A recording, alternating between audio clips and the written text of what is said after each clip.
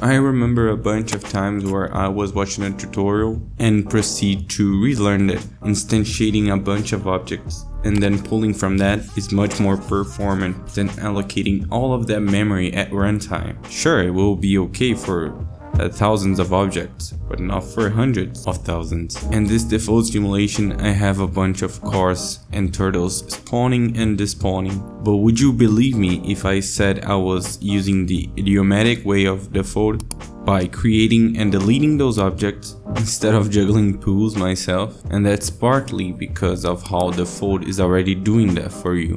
Whenever you have that game.project and you have to manually specify the sprite count, also collection, GUI, physics, sound, particle models, you name it. It always have a finite number of instances known at compile time, mostly. And with that, Defold gains the power of data locality.